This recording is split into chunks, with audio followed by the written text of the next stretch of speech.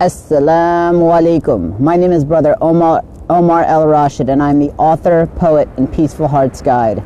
Today it is a beautiful sunny day, as you can see. I'm in the middle of the park, and I wanted to share on a topic that I think is really important for a lot of people, and that they just don't know how to deal with this situation. And that situation is, what do you do when it is your family, whether it be your parents, your siblings, or your children, who are actually the toxic individuals in your family and the ones who are bringing you pain and suffering? Of course, Islam has a huge emphasis on Silat al-Rahim, maintaining family ties and maintaining the bonds of family. So the question that a lot of Muslims struggle with is, what do we do when there have been abusive, emotionally, physically, sexually, or other abusive elements in our family, and what can we do? Again, most scholars from most membars emphasize extremely heavily the importance of Silat al-Rahim. And of course, that is the standard. That is the modern and the best way for most people. That is the general rule. But as we all know, every rule in Islam has a general rule which applies for most people, and then there are exceptions to the rule. For example, we all know that eating pork is haram, right? It's forbidden to eat pork. However, if your life depends on it and it is the only available food that you can possibly eat, then you are allowed to eat pork if your life would be at risk otherwise. This is the exception to the rule.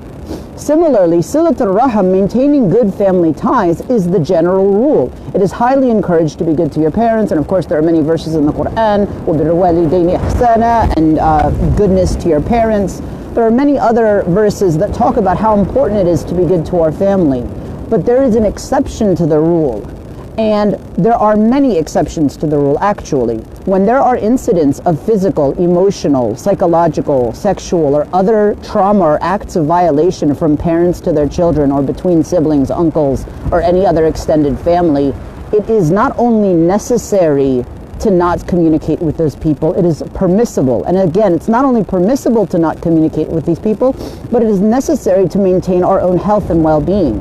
If there are people in our lives who are toxic, who are causing trouble, and again, it doesn't necessarily mean you cut them off entirely from the rest of your life. It could mean minimizing interactions, only sending salam on the big holidays, on their birthday, and possibly on, Eid. But rather than trying to continuously keep these people present in our lives and as active and as close to us as our dear friends, sometimes there are certain family members that we just can't afford our emotional sanity or our health or physical well-being or emotional well-being to keep them in our lives in that way. And so for this reason, it is very important that we understand that when there are toxic family members, we can maintain boundaries, we can set appropriate limits and agree and decide what is healthy for us and what isn't. And there's a lot of backlash to this. Sometimes family members get upset when you don't want to spend as much time with them, especially if they've been using you as an emotional punching bag for a long time. There are many families in which children are the victims of the ostracization and the sort of humiliation of children, and they use that as a way to make themselves feel better. And so the important thing to know is that if there are family members who are toxic and who are harmful to you, if they don't help you to feel safe at where you are, and if they've been doing things that are hurtful to you, you have to take measures to protect yourself. We all have a right, and we have a responsibility from Allah subhanahu wa ta'ala not to allow ourselves to be oppressed. In fact, there's a hadith on Rasulullah sallallahu alayhi wa sallam that says a Muslim does not allow himself to be oppressed. So we have to take those steps to either limit our interactions with family members, minimize them, or cut them off entirely if that's what's necessary. Remember, Islam encourages us to do Silat al-Rahim with our parents, with our family, with our extended family. And that's the general rule that applies to 99% of us. But there are a lot of us, in this day and age especially, who have toxic and harmful relationships with family members. And the exception to the rule is to protect your own soul and your own life. Remember, we all end up in our grave alone. Allah is not going to ask us about what our parents did in terms of our deeds. He's only going to ask us about what we ourselves did. And so we have to take those special steps necessary to protect ourselves, because it is our hereafter that is at stake. It is our soul that is at stake. You know, there are many verses in the Quran that say that a brother will not recognize his brother, a mother will not recognize her child, a father will not recognize his son or daughter.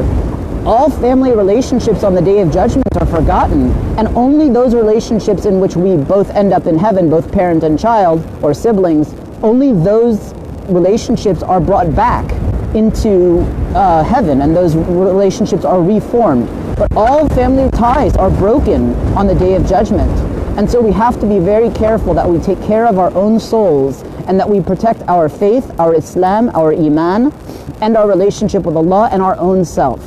And again, loving ourselves is an obligation in Islam. It is something that we have to do and we are called to do, because preserving and taking care of our soul is a trust that Allah has given to us, and we are responsible for taking care of it and bringing it back to our Lord in a state of submission to Him in finding peace in the process. So in short, if you have toxic family members or parents or siblings or whatever it may be, take care of your soul, set appropriate limits, and if necessary, the exception to the rule of Silat al-Rahim is it is safe and not only permissible but mandatory to cut off relations from people who are toxic and emotionally damaging and abusive towards you, because we have to take care of our souls first and foremost. So that is my advice and my counsel. Now, if you're thinking about how can we develop the courage and the fortitude to do this, I actually have a free web program. It's a video series called The Mind, Is It Our Supervillain or Our Superpower? And the reason that this is so useful, because it helps us to use our mind to be a superpower for introducing positivity, which can give us the strength to encourage and enforce healthy boundaries in our lives. And the link is at the bottom of this link in the comments. And so you can click on that link if you'd like to sign up for the free 3-part video series, again, talking about how we can use our mind as a superpower, which can give us the strength to connect with the family members who are healthy and to disconnect from the family members who have been toxic. Again, this is Brother Omar Rashed, and with that I bid you adieu. Assalamu alaikum wa rahmatullahi ta'ala wa barakatuh.